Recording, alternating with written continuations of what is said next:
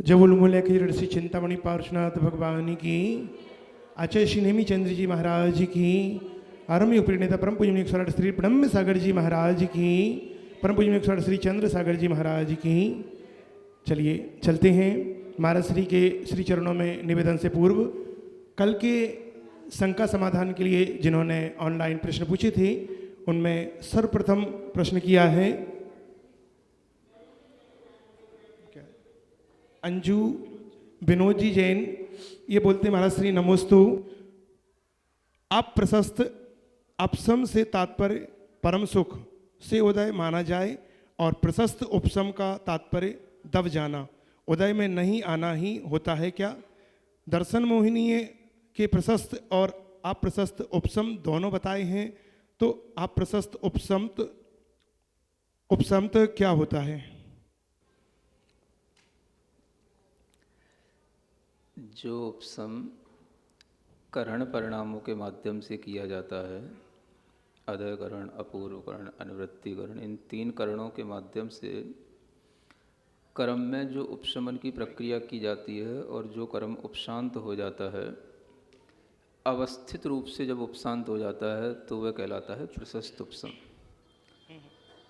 जिस कर्म में इस तरह की स्थिति नहीं बनती कि वो अवस्थित रूप से उपशांत हो सके, अवस्थित का मतलब होता है एक अंतर मुहूर्त काल के लिए जब तक उसके लिए उपशमन की स्थिति नहीं बनती तो वो कहलाता है अप्रशस्त उपशम।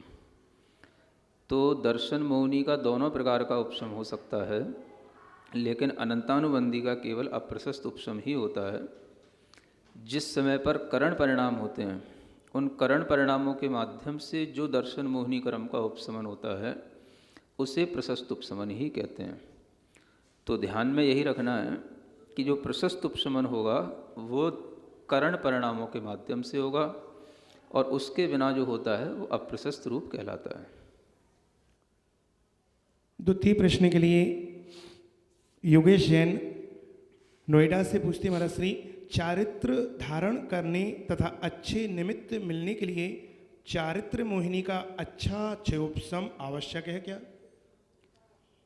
कर्मों के क्षयोपशम के बिना तो आत्मा में कोई भी चारित्र प्रकट हो ही नहीं सकता। आत्मा के अंदर अन्य गुणों की तरह चारित्र नाम का भी एक गुण है और वह चारित्र नाम का गुण जो आच्छादित है तो वह चारित्र मोहिनी के भेद रूप जो कषाय हैं उन्हीं के कारण से आच्छादित है। जब तक उस कर्म के क्षयोपशम के भाव नहीं होंगे और उस तरह का क्षयोपशम आत्मा के अंदर प्रकट नहीं होगा तो भीतरी जो चारित्र है आत्मा के अंदर जो उसके लिए मोक्ष मार्ग में उपयोगी है वो चारित्र, अंतरंग चारित्र, वह कभी भी उसके बिना कभी भी घटित नहीं हो सकता है। इसलिए कर्मों के क्षयोपशम पर ही वह भीतर चारित्र की परिणति आधारित है, यह हमें स्वीकार करना चाहिए। अगले प्रश्न के लिए उज्ज्वला राव का नागपुर से नमोस्तु करते हुए महाराज श्री अपना प्रश्न लिख रही हैं, उपसम श्रेणी वाला जीव 10वें गुण स्थान में क्या कार्य करता है?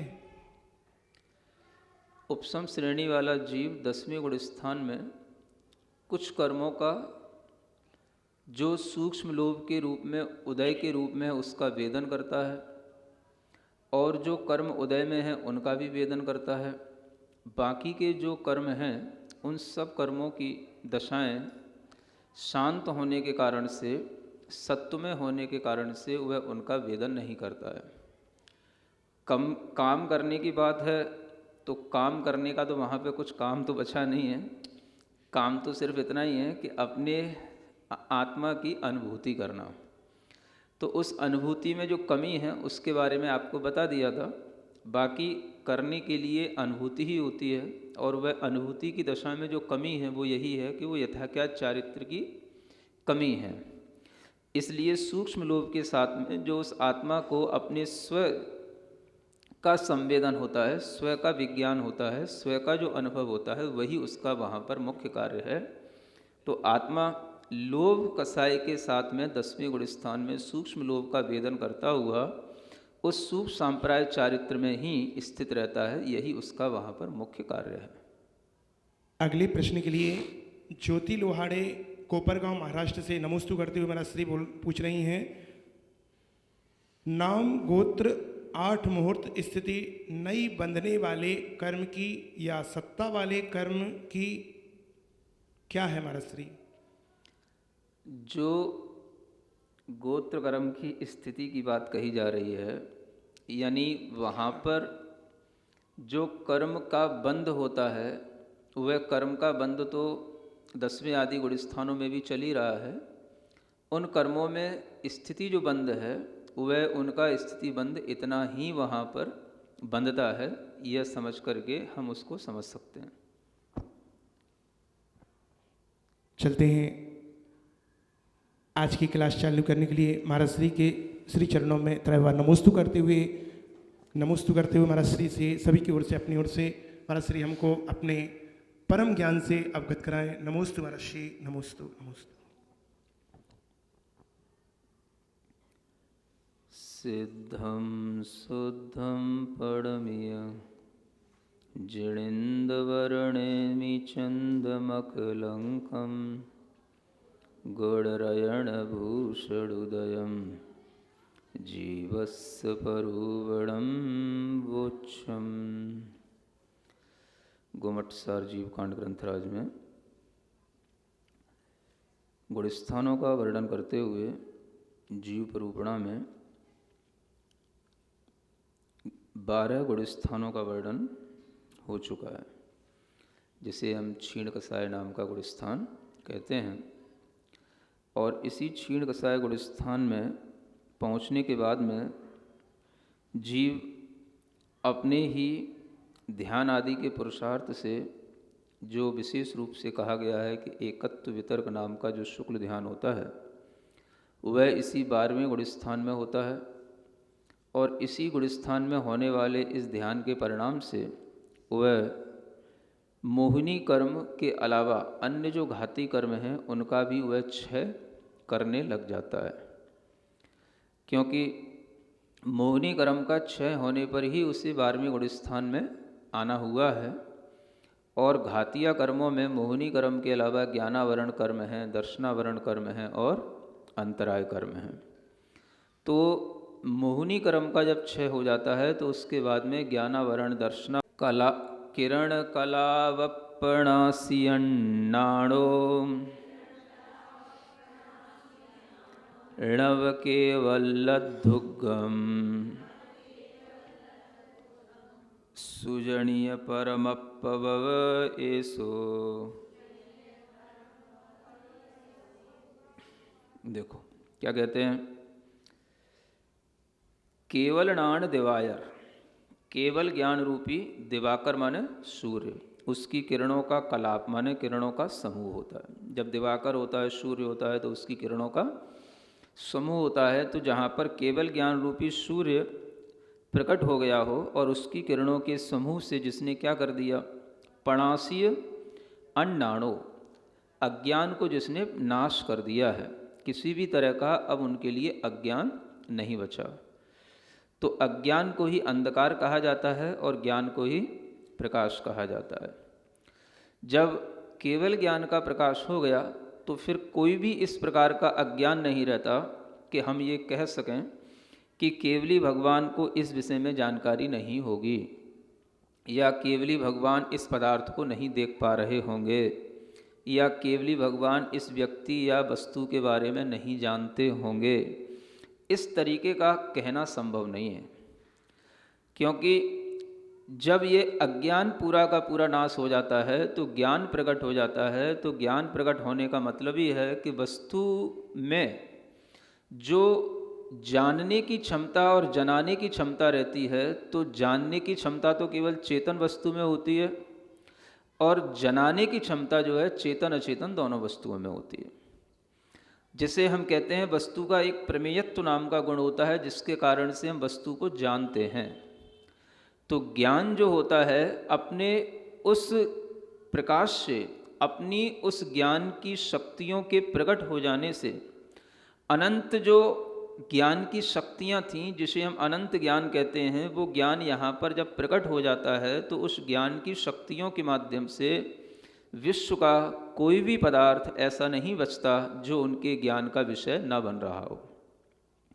कोई भी पदार्थ कितना ही सूक्ष्म हो, कितना ही स्थूल हो, चेतन हो, अचेतन हो, दृश्य हो, अदृश्य हो, किसी भी तरह का उस पदार्थ का परिणमन चाहे आज हो रहा हो, पहले हो चुका हो, आगे होगा, वह सब कुछ उस ज्ञान का विषय बनने लग जाता है।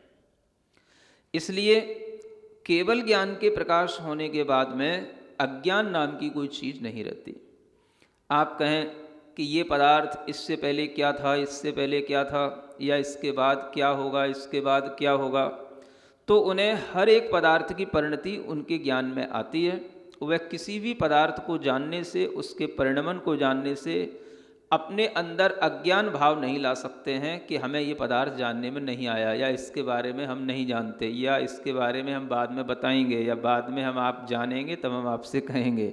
ऐसा कुछ नहीं होता। अज्ञान का नाश करने का मतलब यही है कि अंधकार अब न तो किसी भी तरह के आत्मा के किसी भी प्रदेश में रहा और ना ही कोई भी पदार्थ अंधकार में रहा। पदार्थ भी उनके ज्ञान का विषय बनेगा, क्योंकि हर पदार्थ में एक प्रमेयत्व नाम का गुण होता है, जिसके कारण से वो पदार्थ वह ज्ञेय कहलाता है, और उस ज्ञेय को भी जानने में समर्थ जो होगा उसी का नाम ज्ञान कहलाता है। तो जो ज्ञान सभी ज्ञेयों को नहीं जान पाता है, वह ज्ञान केवल ज्ञान है जो सभी ज्ञेयों को जान लेता है। कुछ ज्ञेय ऐसे होते हैं, कुछ पदार्थ ऐसे होते हैं जिन्हें सभी ज्ञान नहीं जान सकते हैं, जिनकी पहुंच सभी ज्ञान के साथ में नहीं होती। तो ऐसा कोई भी ज्ञेय नहीं बचता जिसको कि वह केवल ज्ञान जान ना सके।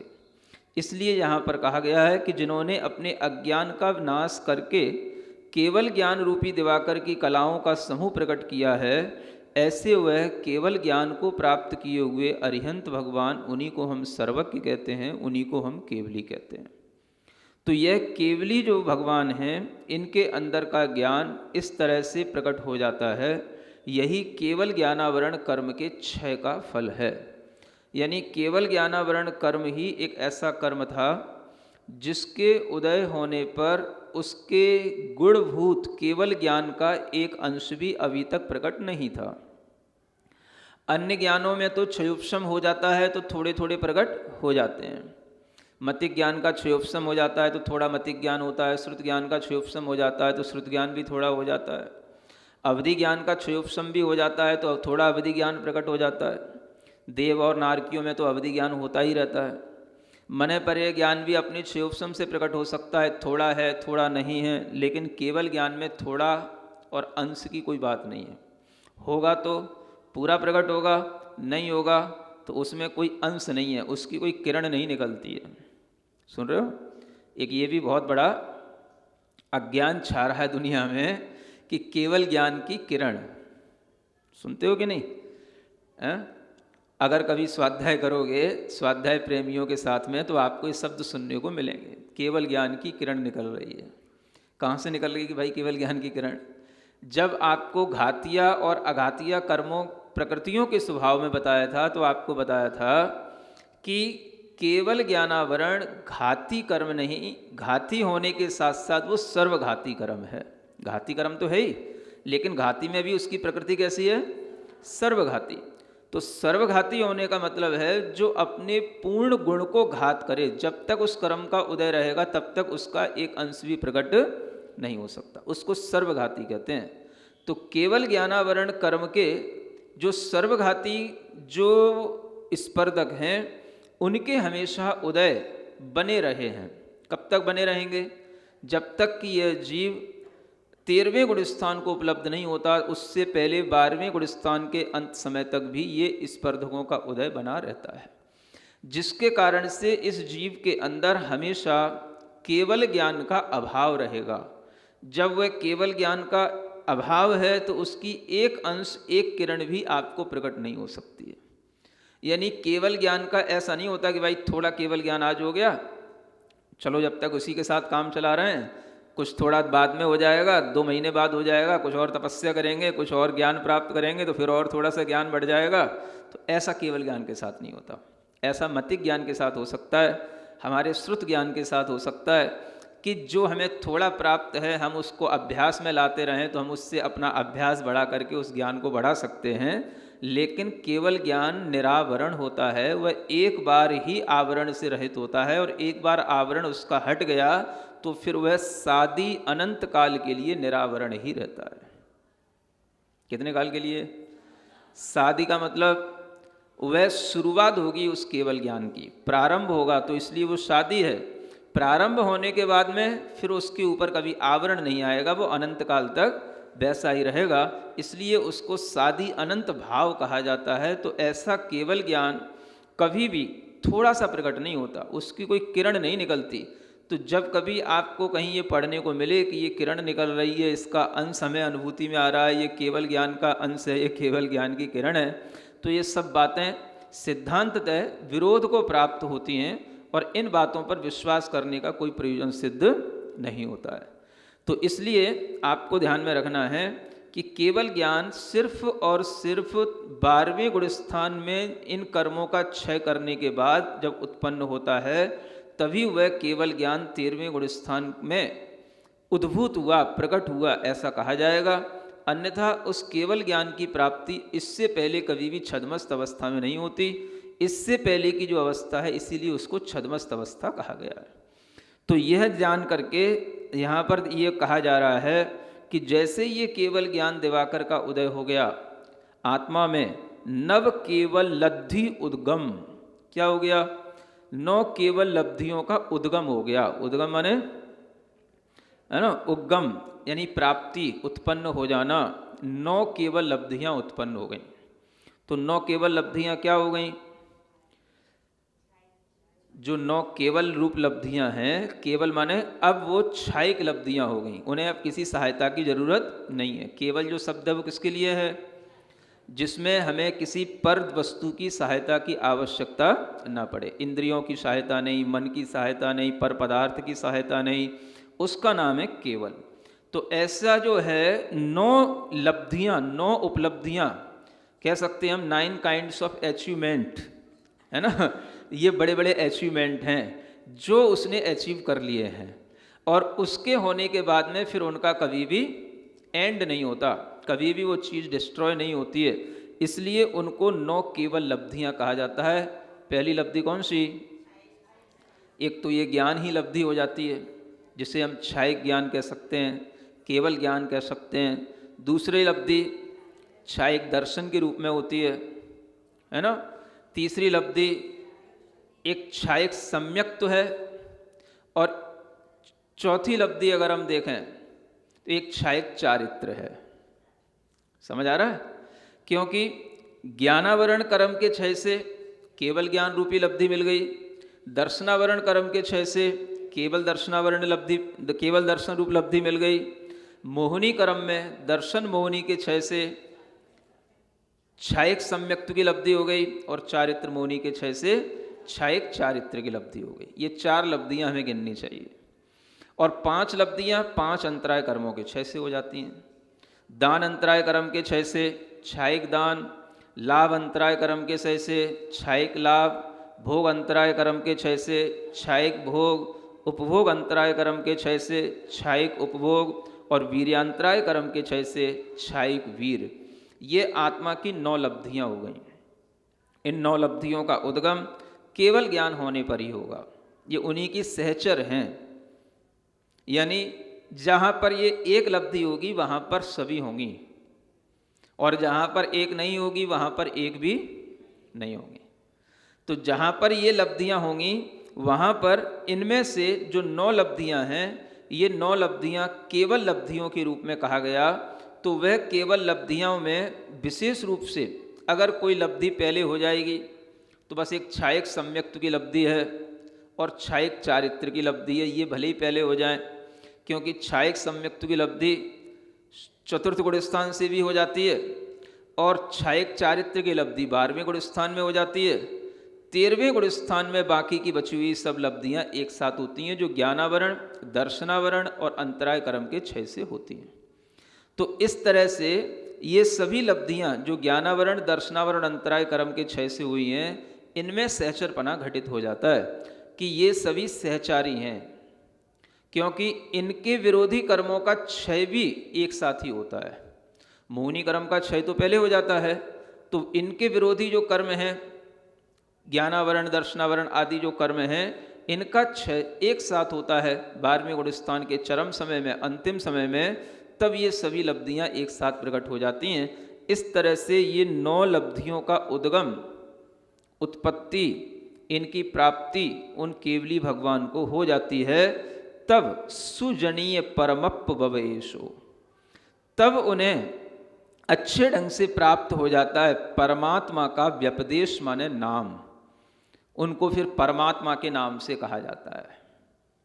यानी आत्मा परमात्मा बन गया। क्या सुन रहे हो? बन गया, सबका परमात्मा बन गया आत्मा, खुद में ही खो गए हैं हम उन्हीं के हो गए। ये भजन भले ही साधुओं के लिए है, लेकिन जो साधु भी हैं वो भी परमात्मा बाहर से बन जाते हैं लोगों के लिए, लेकिन वस्तुतः तो वो कहलाते हैं अंतरात्मा। क्या कहलाते हैं? अंतरात्मा। जो अपने में खो गए तो उन्हें हम क्या कहते हैं? अंतरात्मा। तो 3 तरीके की आत्माएं आपको बताई जाती हैं। जब तक आत्मा को अपने स्वभाव का कोई ज्ञान नहीं, जब तक आत्मा संसार को ही अपना मानता है, शरीर को ही अपना मानता है, शरीर को ही आत्मा समझता है, तब तक कहलाता है बहिरात्मा। क्या कहलाता है? हाँ, बाहर घूम रहा है, बाहर ही बाहर डोल रहा है, अपने स्वभाव को नहीं जान रहा है, स्वभाव को नहीं प्राप्त कर रहा है, उसकी कोई श्रद्धा नहीं, उसका कोई ज्ञान नहीं, उसका नाम क्या है? बहिरात्मा। जब वो अपने स्वभाव पर श्रद्धा करने लगे, अपने को आत्मा मानने लगे, शरीर को शरीर के रूप में पृथक देखने लगे, मन वचन ये सब आत्मा नहीं है ऐसा मानने लगे, तब उसके लिए एक टाइटल दिया जाएगा, ये बोलेगा अंतरात्मा। उसको बोलते हैं अंतरप्पा। सुन रहे हो? कितने अप्पा हैं? एक बहिरप्पा, एक अंतरप्पा और तीसरा ये परमप्पा। सुन रहे हो? हाँ, तो बहिरप्पा जब तक बाहर बाहर डोल रहा है तब तक क्या है? बहिरप्पा। जो अपने स्वभाव को कुछ भी नहीं जानता, शरीर को ही सब अपना आत्मा मानता है, ये सब कहलाता है बहिरप्पा। जब उसे थोड़ा सा ज्ञान होता है आत्मा का, आत्मा की इन विशेषताओं का, और उनका श्रद्धान करने लग जाता है, तो वो कहलाता है अंतरप्पा। समझ आ रहा है? फिर वो अंतरप्पा भी धीरे धीरे बड़ा होता जाता है ना? अंतरप्पा भी एक जघन्य लो क्वालिटी का, एक मिडिल क्वालिटी का और एक एक्सट्रीम क्वालिटी का, ऐसे 3 क्वालिटी के अंतरप्पा होते हैं। तो जो लोअर क्वालिटी का है वो चौथे गुण स्थान वाला कहता है, वो कहलाता है ना? वो जघन्य अंतरप्पा है। धीरे धीरे जब उसका व्रत संयम बढ़ता है, मोह को कम करता चला जाता है, तो मध्यम अंतरात्मा हो जाता है। जब वो इस तरीके से होते होते होते होते शुक्ल ध्यान में लीन हो जाता है, तो वो उत्कृष्ट अंतरात्मा की श्रेणी में आ जाता है। तो इस तरह से यही अंतरात्मा बढ़ते बढ़ते क्या बन जाता है? परमात्मा बन जाता है। तो आत्मा से परमात्मा बनने की जो प्रक्रिया है वह केवल हमें तीर्थंकरों ने ही बताई है। तो आत्मा ही परमात्मा बन रहा है। समझ में आ रहा है? तो वह आत्मा जो इस तरह से अपने मोह आदि कर्मों का क्षय करता चला जाता है, वह इस परमात्मा के नाम को अपने आप प्राप्त कर लेता है। व्यपदेश का मतलब होता है नाम। उसको अब नाम, उसका टाइटल दे दिया जाएगा। हाँ, ये हो गया परम आत्मा, परमात्मा, जिसको हम सुप्रीम सोल बोलते हैं, जिसके अंदर किसी भी तरीके के अब कोई इम्प्योरिटी नहीं है, या इस तरीके के उसके नॉलेज, उसके परसेप्शन में, उसके ब्लिस में किसी भी तरीके की अब कुछ भी विरोध करने वाले या उसको जो है किसी भी तरीके से रोकने वाले कोई भी, उसके लिए प्रतिपक्षी कोई भी कर्मों का सद्भाव नहीं बचा है। तो ऐसे उस आत्मा का नाम मिल जाता है परम आत्मा, परमात्मा। सुन रहे हैं? ये परमात्मा भी 2 प्रकार के हैं, है ना? एक परमात्मा जो अभी शरीर के साथ आत्मा में केवल ज्ञान को प्राप्त कर लिए हैं, लेकिन शरीर के साथ हैं, हमें दिखाई दे सकते हैं। जब पुण्य उदय आएगा तब दिखाई देंगे। तो वह कहलाते हैं अरिहंत परमात्मा। और वो अरिहंत परमात्मा भी 2 प्रकार के हैं, है ना? एक यहाँ पर अभी बताया जा रहा है जो 13वें गुण स्थान में है, वो सहयोगी अरहंत परमात्मा है, वो सहयोगी केवली है। और जब यही 14वें गुण स्थान को प्राप्त हो जाएंगे तो वो कहलाएंगे अयोगी परमात्मा। तो परमात्मा के पहले दो भेद करना है, एक अर्यंत परमात्मा, एक सिद्ध परमात्मा, या सकल परमात्मा या निकल परमात्मा। फिर उस अर्यंत परमात्मा के भी दो भेद करना है, एक संयोगी और एक अयोगी। ठीक है ना। इस तरह से इन सब परमात्माओं तक की यात्रा, आत्मा से परमात्मा की यात्रा कराने का यह जो सोपान है, ये हमें गुणस्थानों के माध्यम से प्राप्त होता है। तो यह जानकर के आपके अंदर इस तरह से एक श्रद्धान की परिणति आ जाती है कि वह श्रद्धान में हमें अपनी ही आत्मा में इस तरह से परमात्मा होने का एक भाव श्रद्धा के रूप में आ जाता है कि मेरी भी आत्मा इन सब कर्मों का नाश करके परमात्म तत्व को प्राप्त कर लेगी, यानी केवल ज्ञान को प्राप्त करेगी। इस प्रकार की श्रद्धा आने का नाम भी जघन्य अंतर आत्मा हो जाना है। सुन रहे हो? इतना ही कर लो, इसमें तो कोई पसीना नहीं आ रहा, कोई घर बार का त्याग नहीं हो रहा, कोई मोह नहीं छूट रहा। सिर्फ इतना श्रद्धान कर लो कि हम दुनिया के जो परमात्मा हैं उन सब परमात्मा के प्रति जो आस्था है, जो हमारी भावना है, उसको छोड़ करके बस अपनी इस आत्मा के ऊपर परमात्मा का भाव बना लें कि यही आत्मा परमात्मा बनती है। और इस तरह का जो उपदेश देते हैं हम उन्हीं परमात्मा को मानते हैं। सुन रहे हैं? और उन परमात्माओं की और क्या विशेषता हो सकती है? तो आगे आचार्य और कहते हैं, असहायणान दंसण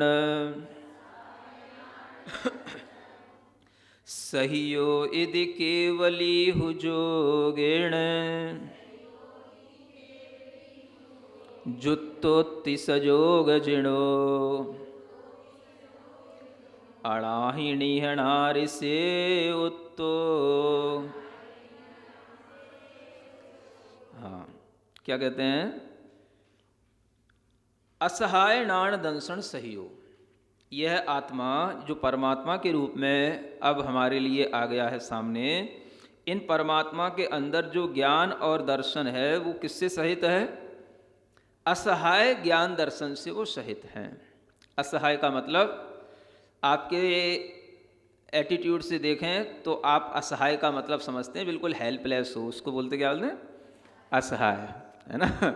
जिनकी कोई सहायता करने वाला नहीं है उसको आप क्या बोलते हैं? असहाय। लेकिन इसका मीनिंग यहाँ पर ये नहीं है कि जिसकी कोई सहायता करने वाला नहीं। ये मीनिंग तो तब लगता है कोई सहायता चाह रहा हो और उसकी कोई सहायता न करे तो उसको कहते हैं असहाय। समझ आ रहा है? लेकिन यहाँ असहाय का मतलब है जिन्हें किसी की सहायता की आवश्यकता ही नहीं है। क्या कहा? जिन्हें किसी सहायक की, किसी सहायता की, सहाय वस्तु की कोई आवश्यकता नहीं है। No need to help. किसी भी तरह की उन्हें अपने ज्ञान के लिए, अपने दर्शन के लिए भी आत्मा के अलावा किसी और चीज की सहायता की उन्हें कोई आवश्यकता नहीं है। आत्मा का स्वभाव ज्ञान है, ज्ञान उस आत्मा में था, है, प्रकट हो गया। उस आत्मा के ज्ञान को अब कोई इसलिए नहीं कुछ भी हिंड्रेंस पैदा कर सकता उसके अंदर, क्योंकि उस ज्ञान ने पर से अपना संपर्क पूरी तरह से कट ऑफ कर दिया है। उससे पहले जो आत्मा जानता था, हेल्प लेता था। किसकी हेल्प लेता था? अपनी सेंसेस की हेल्प लेता था। 5 टाइप्स ऑफ सेंसेस जो अपने पास में हैं, इनकी हेल्प के बिना और जो माइंड है इसकी हेल्प के बिना वह आत्मा जान नहीं पाता कुछ भी। क्या सुन रहे हो? जब आपके लिए कभी बेहोश कर दिया जाता है कुछ इंजेक्शन लगा करके, क्या कर दिया जाता है? क्या हो गया आपको? थोड़ी देर के लिए किया गया, कुछ ऑपरेशन करना था 1 घंटे के लिए, तो उसने एक एनेस्थेसिया का इंजेक्शन लगा दिया और आप 1 घंटे के लिए बिल्कुल क्या हो गए? आपको कुछ भी नहीं पता आउटर वर्ल्ड में क्या हो रहा है। इवन आपको इनर वर्ल्ड में भी क्या हो रहा है कुछ नहीं पता। आप यहाँ हो भी कि नहीं भी हो ये भी नहीं पता। 1 घंटे के लिए आप बिल्कुल बेहोश हो चुके हो, बिल्कुल मूर्छित हो चुके हो। क्या कर दिया? जो आपके माइंड और सेंस काम कर रहे थे उसके ऊपर एक ऐसा कुछ भी केमिकल का प्रभाव डाल दिया कि उससे आप अपनी बॉडी में रहते हुए भी अपनी बॉडी का सेंसेशन नहीं कर रहे हो। ये क्यों संभव हुआ? क्योंकि हम उस माइंड और सेंस के साथ में थे। तो वो चीज़ें कैसी हैं? वो मेटलिस्टिक थीं, उनके ऊपर प्रभाव दूसरे मैटर का पड़ जाएगा, इसलिए किसी भी बाहरी तत्व का प्रभाव उसके ऊपर डाला गया तो हमारी सेंसेस काम करना बंद कर दी। लेकिन जब हमने अपनी साधना से उन सेंसेस से अपना सब तरीके का कांटेक्ट जो है पहले से ही हटा लिया और किसी भी तरीके से उन सेंसेस पर भी डिपेंड नहीं रहे, माइंड पर भी डिपेंडेड नहीं रहे, तो उसका नाम है असहाय ज्ञान, असहाय दर्शन। इसी को बोलते हैं इनफाइनाइट नॉलेज, इनफाइनाइट परसेप्शन। जब इस तरीके की नॉलेज और परसेप्शन हो जाता है तो फिर उस जीव के लिए शरीर तो रहे लेकिन उस शरीर से कुछ भी काम ना रहे। दूसरे की हेल्प की बात तो बहुत दूर की है, अपनी ही सेंसेस से, अपनी माइंड से कोई हेल्प नहीं। नो थॉट इन माइंड और कोई भी no activity in the senses. इसका नाम है केवल ज्ञान, केवल दर्शन। समझ आ रहा है? दुनिया समझती नहीं। आज दुनिया के अंदर किसी भी तरीके की कोई भी नॉलेज है, नॉलेज है, नॉलेज है, तो वो नॉलेज वो लिखते हैं तो कौन सा? Knowledge beyond the mind. मतलब माइंड के भी बियॉन्ड कुछ नॉलेज है, लेकिन उस नॉलेज को वो कभी भी इस इनफाइनाइट नॉलेज की ओर नहीं देख सकते हैं और इस ओमनिशिएंट की ओर नहीं देख सकते हैं। वो बस इतना कहते हैं, हाँ कुछ something is beyond the mind, कुछ है।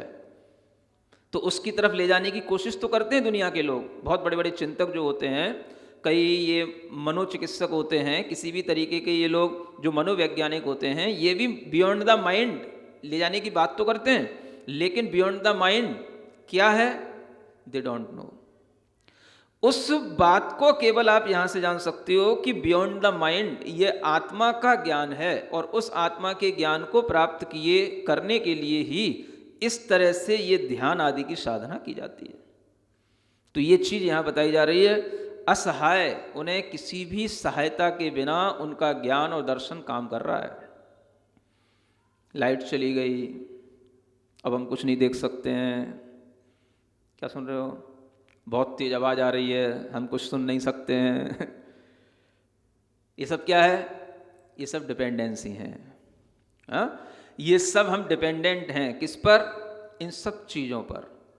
लाइट हो, सुनाने वाला हो, टीचर हो, बुक्स हो।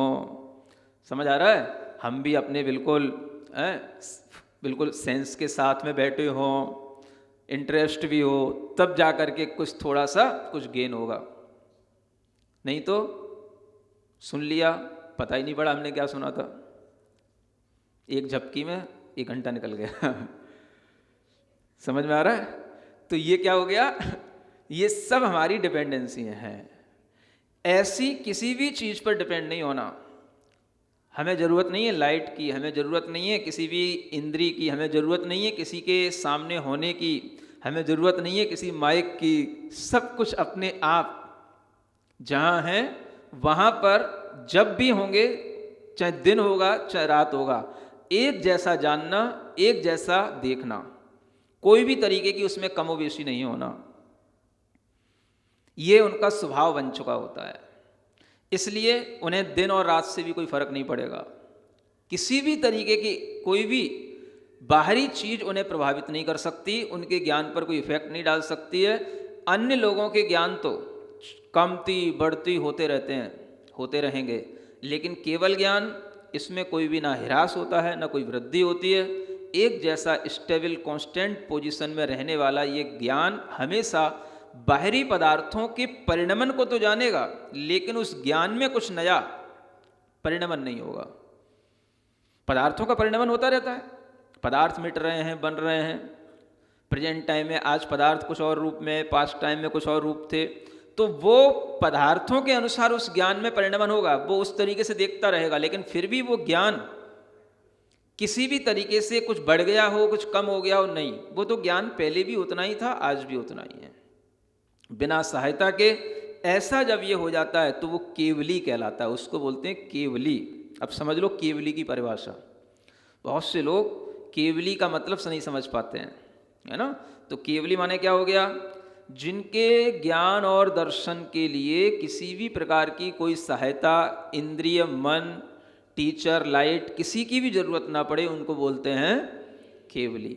जिन्हें केवल ज्ञान हो गया उनको बोलते हैं केवली। असहाय का मतलब हो गया जिन्हें किसी हेल्प की जरूरत नहीं है, उन्हें बोलते हैं केवली। तो ऐसे केवल ज्ञानी। लेकिन अभी क्या है, जोगेण जुत्तो, किससे युक्त हैं वो? योग से युक्त हैं, इसलिए सयोग जिणो, इसलिए उनको क्या कहा जाएगा? अभी वो अभी सयोगी जिन हैं। ऐसा कहाँ?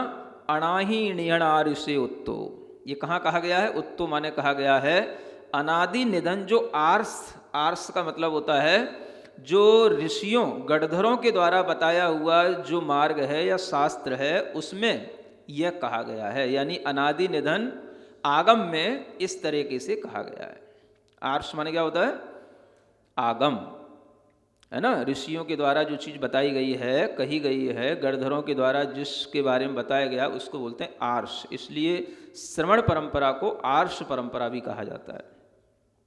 शास्त्रों की, आगम की इस परंपरा को आर्ष परंपरा कहा जाता है। आर्ष सिद्धांत मतलब आगम का सिद्धांत। तो इस तरीके के यह आगम में जो कैसे हैं? अनादि निधन है। आगम कैसा है? अनादि निधन इसलिए है क्योंकि यह एक जैसा ही हमेशा बना रहता है। तीर्थंकर होंगे, नहीं भी होंगे, फिर आ जाएंगे, कोई नए भी आएंगे। आर्ष आगम तो यही रहेगा।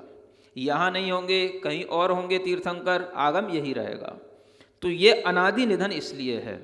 एक तीर्थंकर की अपेक्षा से शादी सनिधन हो सकता है, लेकिन परंपरा की अपेक्षा से ये अनादि अनिधन कहा जाएगा। ऐसे अनादि अनिधन इस आर्ष में इस तरह से सहयोगी जिनका जो वर्णन किया गया है वो सबके लिए, हर समय के लिए है। माने एक तरीके से जो ट्रुथ होता है, जिसे हम कहते हैं ट्रुथ इज परफेक्ट। ट्रुथ क्या होता है? जो पूर्ण हो अपने आप में। वह पूर्णता जब एक बार आ जाती है तो फिर वह उसमें किसी भी तरीके का कमोबेशीपना नहीं होता है। वो कभी भी ऐसा नहीं है कि इस चतुर्थ काल में कुछ और ट्रुथ हो रहा हो, पंचम काल में कुछ और नया ट्रुथ आ गया हो, ऐसा नहीं होता है। Truth is one, one is perfect. सत्य हमेशा एक होता है। इसलिए जब भी कभी कोई तीर्थंकर किसी भी तरीके की बात कहेंगे तो यही बात कहेंगे, चाहे आज कहें, आज के 1000 साल बाद कहें, लाख साल बाद कहें, अनंत काल बाद कहें, यही सिद्धांत रहेगा। सिद्धांत इसलिए एक होता है, सिद्धांत इसलिए बदलता नहीं है, क्योंकि जो परफेक्ट होता है वो एक होता है, वो पूर्ण होता है, उसमें कभी बदलाहट नहीं आती है। चाहे इस क्षेत्र की बात हो, चाहे विदेश क्षेत्र की बात हो, सब जगह सिद्धांत एक ही होगा। अयोगी जिन, सहयोगी जिन, परमात्मा का व्यपदेश इसी तरीके से हर जगह पर बताया जाएगा। चाहे यहाँ रहो, चाहे विदेश क्षेत्र में जन्म ले लेना, सब जगह यही वाणी सुनने को मिलेगी आपको। सुन रहे हैं? क्योंकि सिद्धांत एक होता है, एक जैसा ही रहता है। इसलिए सिद्धांत जो है कभी भी काल क्षेत्र के अनुसार बदलता नहीं है, क्योंकि जो जाना जाता है वो जब पूर्ण जान लिया जाता है तो फिर उस पूर्ण में बदलाव नहीं होता है। वो जैसा आज है वैसा ही कल भी रहेगा। इसलिए केवल ज्ञानी के ज्ञान में कभी भी अंतर नहीं आता है। अन्य भी केवल ज्ञानी हो जाएंगे तो भी उनके ज्ञान में कोई नया अंतर नहीं आएगा। वो वही देखेंगे, जानेंगे जो पहले वाले केवल ज्ञानियों ने जान लिया है, देखा है। और इसलिए वह आगम का नाम जो उनकी वाणी है उसको अनादि अनिधन कहा जाता है। तो इस तरह से यहाँ तक ये सहयोगी केवली का वर्णन हो चुका, ठीक है ना। अब आता है अयोगी केवली का वर्णन, जो आगे बताया जा रहा है। सीले सिम संपत्ति संपत्तो निरुद्ध निःशेष आसवो जीवो कम्मरय विप्पमुक्को गए जोगो केवली होदी। ये क्या हो गया? यह 14वें गुणस्थान का वर्णन आ गया, जिसे हम कहते हैं अयोगी केवली गुणस्थान। क्या लिखा है? अब इस अयोगी गुणस्थान में सीले सिम संपत्तो, शील के ईश को यानी शैलेश भाव को, यानी शील की सभी प्रकार की ऐश्वर्य की संपत्ति माने प्राप्ति उनको हो गई। क्या हो गया? शील के जितने भी गुण थे, 18,000 शील के गुण होते हैं। शील 18,000 प्रकार का होता है। तो वह 18,000 प्रकार का शील अब उन्हें संपत्ति माने प्राप्त हो गया। क्यों प्राप्त हो गया? क्योंकि उस शील में भी, शील का मतलब है स्वभाव। स्वभाव माने आत्मा के अंदर जो आत्मा का स्वभाव है, वो स्वभाव अब उन्हें प्राप्त हो गया, जबकि वो योगों से भी रहित हो गए। अरिहंत भगवान को लिए भी अभी शीले सिम संपत्ति नहीं कहा, सुन रहे हैं? वो भी अभी 18,000 शीलों के स्वामी नहीं बने। क्यों नहीं बने? क्योंकि जो 18,000 जो भेद जोड़े जाते हैं, उनमें आप देखेंगे कहीं आपको लिखे हुए मिले तो उसमें मल्टीप्लाई किए जाते हैं, उसमें योग भी होते हैं, है ना? क्या होते हैं उसमें? योग भी होते हैं। योग हैं, 3 योग हैं, 3 करण हैं, 4 संज्ञाएं हैं, 5 इंद्रियाएं हैं, पृथ्वी कायिक आदि 10 भूत हैं और 10 लक्षण धर्म हैं। ऐसे सबको मल्टीप्लाई कर दोगे तो आ जाएगा 18,000 आपके लिए आ जाएगा। समझ आ रहा? अब इसमें योग भी आ गए, तो उन्होंने अपने वैसे आत्म स्वभाव को, ज्ञान स्वभाव को तो प्राप्त कर लिया, लेकिन जो अभी उनके अंदर योगों के कारण से आत्म प्रदेशों में अभी जो हलन चलन होती है, वाइब्रेशन जो उनकी अभी आत्मा के प्रदेशों में हो रहे हैं, अभी वो वाइब्रेटेड हैं। समझ आ रहा है ना? एक तरीके से प्योर तो काफी कुछ हो गए हैं, ज्ञान दर्शन सब कुछ प्योर हो गया है, कंप्लीट हो चुके हैं उनकी नॉलेज वगैरह सब कुछ, लेकिन फिर भी अभी वो वाइब्रेटेड हैं। जब तक वो वाइब्रेशन बंद नहीं होते हैं, तब तक वह जो शील में अभी स्वभाव में क्या चल रहा है, स्थिरता नहीं, उसमें भी अभी वाइब्रेशन चल रहा है। आत्मा के प्रदेशों में परिस्पंदन हो रहा है। वो क्यों हो रहा है? वो योग के कारण से हो रहा है। तो योग भी अभी एक कमजोरी है। यद्यपि उससे कोई शील में दोष नहीं लग रहा है, लेकिन शील माने स्वभाव अगर कहते हैं तो आत्मा का स्वभाव कैसा है? अनवाइब्रेटेड है। वाइब्रेटेड तो आत्मा का नेचर है नहीं है। तो अभी मन या वचन या काय के माध्यम से जो आत्मा के प्रदेशों में वाइब्रेशन हो रहे हैं, ये भी उस शील में अभी पूर्णता नहीं ला रहे हैं। सुन रहे हैं? इतना सूक्ष्म वर्णन है। अरिहंत भगवान के लिए भी जैसा है वैसा ही कहा जाएगा। तो जब 18,000 शील के स्वामी अरिहंत भगवान के लिए भी जब सहयोगी अवस्था में तब नहीं कहा गया, तो आप समझ सकते हैं कि सिद्धांत का वर्णन कितना सटीक होता है, जो सबके लिए एक जैसा होता है। अब जब वो अयोगी हो गए, योगों से अपना संबंध तोड़ दिया, मन वचन काय से होने वाले कोई भी वाइब्रेशन थे वो उनकी अब आत्मा में जब होना बंद हो गए, इतना और उन्होंने ध्यान करके अंत में जब वो योग निरोध करके पुरुषार्थ करके ये अवस्था प्राप्त कर ली, तब उनके लिए ये अवार्ड मिलेगा। सुन रहे हो? शैलेश पने को प्राप्त हो गए, शील के स्वामी हो गए, शीलेश हो गए, शील की संपत्ति आपके लिए पूर्ण हो गई, तब कहा जाएगा, है ना? क्योंकि अभी उसमें जो कमी है वो योगों के माध्यम से चल रही थी। तो अभी यहां पर ये होने से क्या हो गया? निरुद्ध निःशेष आसवो जीवो। वह जीव निरुद्ध कर दिया है, रोक दिया है उसने। निःशेष माने पूर्ण रूप से आश्रव को। क्या रोक दिया उसने? आश्रव। जो पहले आश्रव होता था, तो आश्रव, मोह का आश्रव रुक गया, अन्य जो ज्ञानावरण आदि कर्मों का आश्रव होता था वो रुक गया, अनेक सब प्रकार के कर्मों के आश्रव तो रुक गए, लेकिन एक आश्रव अभी भी योग के माध्यम से चल रहा था, है ना? वह आश्रव भी जो वेदनी कर्म का आश्रव चल रहा था, योग के माध्यम से आश्रव चल रहा था, वह आश्रव भी जब रुक जाता है, तब वह जीव कम रय विप्पमुख को कर्म रूपी रज से पूर्णतया छूट जाता है। यानी उस अवस्था में जब वह जीव केवल 5 ऋष्व अक्षर अयुरिरी, है ना, अयुरिरी, बस ये 5 ऋष्व अक्षर के बराबर उसमें काल रहता है उस 14वें गुण स्थान का, और उतने ही काल में वो सभी कर्मरज से मुक्त हो जाता है, सभी प्रकार के कर्मों का क्षय हो जाता है, और उस समय पर वह सभी प्रकार के जो आश्रव थे उनको रोक लेने के कारण से गत जोगो, योगों से वह रहित केवली होती, वह अयोग केवली हो गया। तो केवली भगवान के ये दो प्रकार के जो भेद हैं, एक सयोग केवली और एक अयोग केवली। तो सयोग केवली अवस्था में और अयोग केवली अवस्था में इतना बड़ा अंतर है जो यहाँ बताया जा रहा है। पहला अंतर क्या हुआ? अब पॉइंट टू पॉइंट बात करो। आपसे पूछा जाए सयोग केवली और अयोग केवली अवस्था में क्या अंतर है, तो पहला अंतर क्या बोलेंगे? सयोगी अभी सभी प्रकार के शीलों के स्वामी नहीं हुए हैं। ये अयोगी 18,000 शील की प्राप्ति कर चुके हैं। दूसरा अंतर, उनका सभी प्रकार का आश्रव अभी रुका नहीं है, क्योंकि योग के माध्यम से उनके लिए भी अभी वेदनी का आश्रव होता है, और अयोगी में किसी भी प्रकार का अब कोई आश्रव नहीं होता है। तीसरा, सयोगी अवस्था में वह कर्म रज से सहित हैं, क्योंकि अन्य अभी कर्मों की और जो आघातिया कर्म है उनकी रज है, लेकिन अयोग अवस्था में वह उस रज को भी छोड़ देते हैं, उससे भी वह मुक्त हो जाते हैं। ऐसे जो है 3 भेदों के माध्यम से हम सयोग और अयोग केवली के भेद को जान करके परमात्मा के स्वरूप को पूर्ण रूप से समझ लेते हैं, जो सकल परमात्मा का स्वरूप यहाँ पूरा हो जाता है। ठीक है, परमात्मा तो सब बन ही गए, है ना। अब श्रद्धा तो कर ही लो कम से कम परमात्मा के ऊपर। ऐसी परमात्मा की श्रद्धा भी अगर प्रकट हो जाती है तो भी अपने अंदर बहुत कुछ लाभ प्राप्त हो जाता है ना। थोड़ा सा वर्णन और बचा हुआ है जो सिद्ध भगवान तक जाने का है, और उसके बाद में गुण स्थानों का वर्णन पूर्ण हो जाएगा। एक चैप्टर आपका पूर्ण हो जाएगा, एक दिन और लगेगा, है ना।